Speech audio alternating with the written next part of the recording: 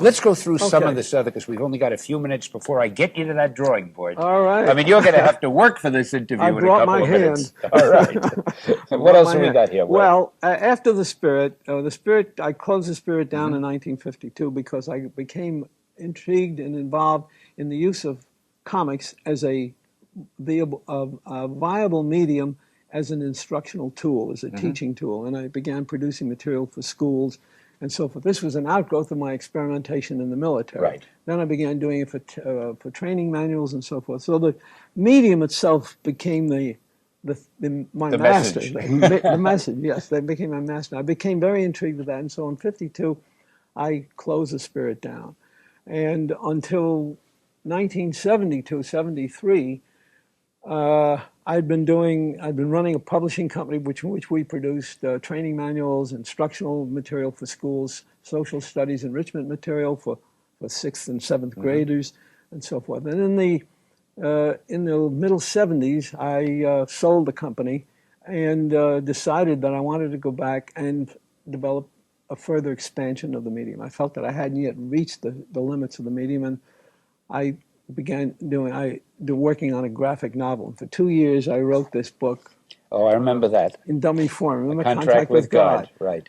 The story of why I called it a graphic novel is a very interesting one. I did a complete dummy. It was the first time in my career almost that I had made a complete dummy with no publisher in mind. I had no publisher because no publisher no comic book publisher certainly would publish a book like this. And the mainstream publishers were publishers that I think never knew anything. But anyway, I called up the head of a very large publishing company, the largest in New York. I don't think I should mention the name because they turned it down. I don't want to embarrass it. And the president of it was a former Spirit fan and knew me and so forth. And I told him, "Ask, I have a new book here, a very interesting book." He said, "Oh," he said, "What is it?" I said, I looked at it and I couldn't bring myself to say it's a comic book because it didn't. So I said, "Oh, it's a graphic novel." "Oh," he says, "that's interesting. I've never heard of that. Bring it up. I'd like to see it." Well, I brought it up and he looked at it over his glasses and he said, "Well," he says, "it's still a comic book." It's still a comic book. It's still a comic book. He says, "The subject," he says, "it won't be for us. I don't think we can publish. Go find yourself a smaller publisher." Well, you know a funny thing to me? I have always thought, people who say, well, it's just a comic book, I've mentioned this before so many times. If Shakespeare and Michelangelo were alive today and decided to collaborate, if they said, let's do a comic strip, and Shakespeare said, I'll write it, and Michelangelo said, I'll draw it, and they did, would anybody say, well, I'm not going to read that. It's just a comic book? You're absolutely right. We are, in our society, we are victims of a self-imposed categorizations. In order for us to be able to survive in this welter of information and media that we have to classify, and we have to create categories. Some are nice and safe, and some of them are good, and some of them. For years, this medium has been a despised medium. And one of the reasons is, originally, the work was produced for the very youngest children. Most of the publishers were people who weren't really legitimate publishers. Exactly. And they would say, now don't use words of 2 syllables, and remember it's for kids, and keep everything simple. And there really wasn't that much literary quality, and people, it seems, have a mindset about it and don't realize how it's changed. They don't, because of the fact that they are living, so to speak, in the past.